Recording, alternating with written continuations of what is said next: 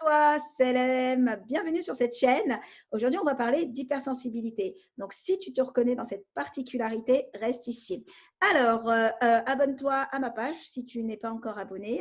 Donc, une chaîne spéciale pour les parents adultes atypiques et les enfants atypiques. Alors, quand je dis atypique, c'est les adultes ou les enfants à haut potentiel ou précoces, comme on les prénomme, ou zèbres, hypersensibles, avec une TDAH, avec un TDAH ou une 10. Donc là, aujourd'hui, je voulais aborder avec toi la thématique de l'hypersensibilité. C'est une thématique qui est de plus en plus mise en avant dans les médias. Et de plus en plus, on en parle aussi dans les réseaux sociaux. Si tu te reconnais dans le fait d'avoir les émotions de façon exacerbée et tu as du mal à gérer tes émotions, tu te sens des fois bizarre, incomprise, si tu te sens en décalage avec ton entourage familial, on te le fait remarquer, on te dit que tu es bizarre, que c'est pas normal que tu ne gères pas tes émotions, que c'est pas normal que tu te mets dans tous tes états pour telle ou telle situation. Donc, en gros, c'est une particularité qui touche la sensibilité, les sens et en particulier les émotions. Donc, je voulais vraiment en parler aujourd'hui parce que j'accompagne, donc si tu ne le sais pas, donc moi, je suis psy et coach depuis des années et j'accompagne beaucoup de personnes qui ont cette particularité et qui ont du mal à gérer ces émotions d'hypersensibilité, cette sensibilité extrême, on va dire, et ça peut les parasiter dans leur quotidien. Donc, c'est une force, certes, parce qu'on est plus empathique que la moyenne. Il faut savoir qu'il y a à peu près 20 à 30%, là, les dernières études montrent 30% de la population est hypersensible. Et c'est à égalité, c'est-à-dire hommes, femmes, c'est exactement la même chose. On va dire, il n'y a pas plus d'hommes que pas plus de femmes. C'est-à-dire, voilà, il y a quand même 30% de la population. Et ça, c'est important. Et 30%, donc une personne sur trois dans la rue que tu vas voir est hypersensible. Et c'est pareil pour les enfants. Un élève sur trois dans une classe l'est. Donc, c'est important d'en parler. Alors, quand je parle des émotions, on va dire, extrêmes, c'est qu'on va être hyper émotif, hyper esthésie, c'est-à-dire on va ressentir les choses. Par exemple, ça peut être les matières, ça peut être les bruits, les sons, peut être insupportable pour nous.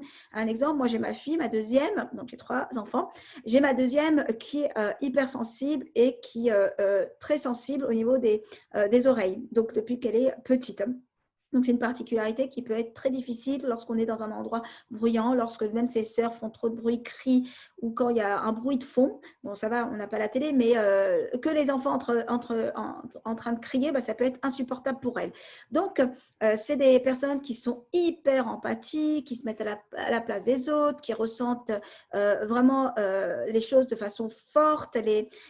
On peut aller dans une pièce, parce que moi aussi je le suis, on peut aller dans une pièce et ressentir les vibrations, les énergies de la pièce, ou vraiment, voilà, on est connecté vraiment à l'environnement et ça peut nous porter défaut. Effectivement, ça peut nous porter défaut. Donc, c'est une façon, c'est une particularité de ressentir, de vivre le monde.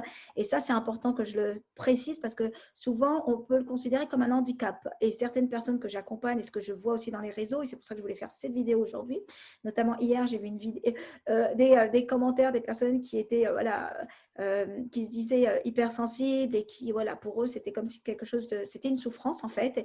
Et voilà, le message aujourd'hui que j'aimerais vous passer, je vais vous donner aussi des astuces, mais on peut la gérer, cette hypersensibilité, on peut la considérer comme une force et non comme une fragilité, comme ça a été le cas si dans votre entourage ou si on vous a fait comprendre que vous n'étiez pas normal. Donc, voilà, il y a des points forts. Et ça, comme j'ai évoqué juste avant, qui est l'empathie. Déjà, on est plus empathique que la moyenne, on est plus ouvert aussi, parce que voilà, on va se mettre un peu plus à la place des gens, on va être plus altruisme, on va être bienveillant, on va avoir aussi le sens de l'humour.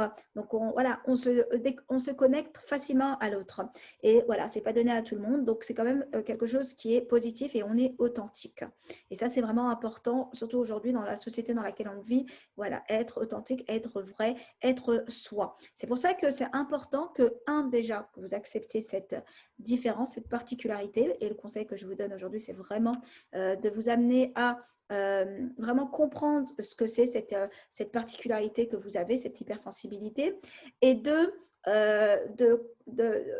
d'essayer de moins mettre de stratégie. Alors, parce que lorsqu'on vit cette situation-là, on peut avoir des stratégies internes qu'on va mettre, hein. Soit on va s'isoler, et beaucoup de personnes le font, c'est-à-dire pour ne pas ressentir les émotions, pour ne pas être dans la saturation, parce que le problème, c'est qu'on va être facilement saturé. Et c'est-à-dire qu'on peut être très épuisé. Donc, c'est pour ça que c'est important, et je vais vous donner après les conseils par rapport à ça, mais souvent, cette stratégie de fuite, c'est-à-dire de ne pas se confronter à l'extérieur parce qu'on se sent dans l'inconfort, peut provoquer sur du long terme un comportement asocial, dans le sens où on n'est plus avec l'autre. Et on a besoin d'être en société, on a besoin d'être en contact de l'autre personne. C'est-à-dire, on est des êtres sociaux. Donc, à un moment donné, le fait d'être trop dans l'isolement, ce n'est pas très bon pour soi. Donc, on doit aussi apprendre à ne pas avoir dans ces stratégies, des fois on peut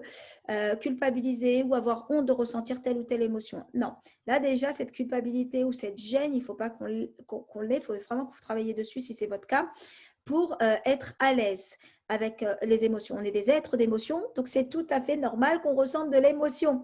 Donc rassurez-vous, par contre, effectivement, il va falloir maîtriser, c'est-à-dire accueillir et accompagner vos émotions qui sont, voilà, on va dire, en hyper, et qu'il faudra absolument canaliser. C'est-à-dire prendre du recul. Et ça s'apprend. Moi, je vous ai dit, je l'étais, je le suis toujours. Et en plus, je fais un métier où j'entends de la souffrance à longueur de journée, des difficultés. Donc, même si je suis hypersensible à l'autre, et je suis vraiment dans cette émotivité, des fois avant je me contenais, et après j'explosais, etc.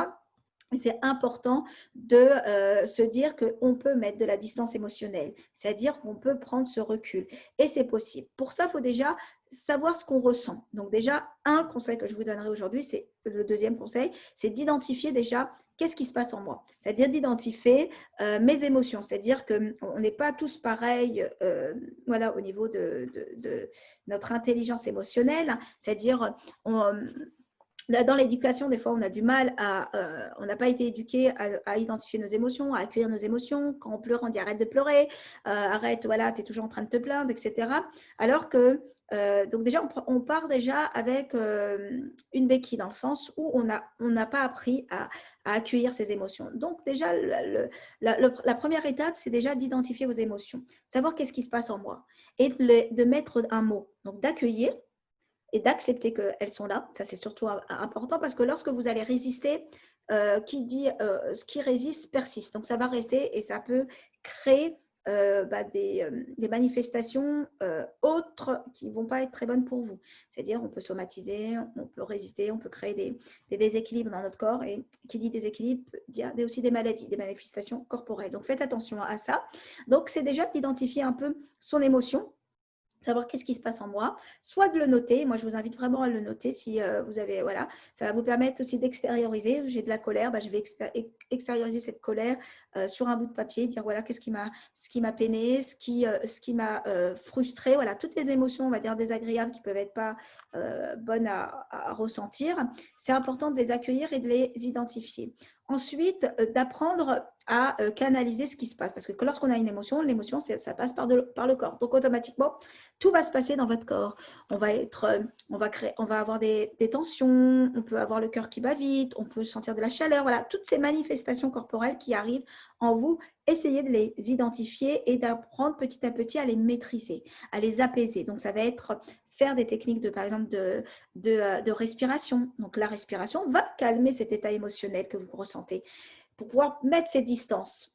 Donc, plus vous allez vous recentrer sur votre corps, plus l'émotion au niveau du cerveau va redescendre. Et ça, c'est vraiment ce conseil que je veux que vous reteniez. Et c'est ce qui va vous permettre de gérer plus facilement les émotions. Donc, comme je vous ai dit, c'est déjà d'accepter que vous avez cette particularité et de ne pas le considérer comme un point faible ou un handicap et plutôt un point fort parce que voilà, vous faites partie quand même de 30% de la population. Et 2, d'apprendre à accueillir ces émotions et de les identifier. Et 3, agir directement sur votre corps pour apaiser l'émotion et prendre de la distance. Tout en, bien sûr, 4e conseil, et ce sera le dernier, qui est de calmer votre mental, de vous dire des choses positives, des choses qui vont vous permettre de prendre cette distance émotionnelle de ce que vous êtes en train de vivre, de ce que vous êtes en train de voir par rapport à vos émotions, ce qui vous touche dans votre cœur. Donc, il faudra à un moment donné apaiser le mental par des phrases et apaiser votre cœur et votre corps par des techniques psychocorporelles, respiration et d'autres points. Mais ça, je vous ferai une vidéo dessus. Donc voilà, c'était le conseil du jour. Je vous invite à liker, à partager si autour de vous, vous avez des personnes qui seraient éventuellement intéressées par ces thématiques de la typie et surtout de l'hypersensibilité. Et n'hésitez pas à commenter, à me poser des questions et je me ferai un plaisir d'y répondre. Je vous dis à plus tard et sur la prochaine vidéo. Prenez soin de vous. Au revoir. Salam.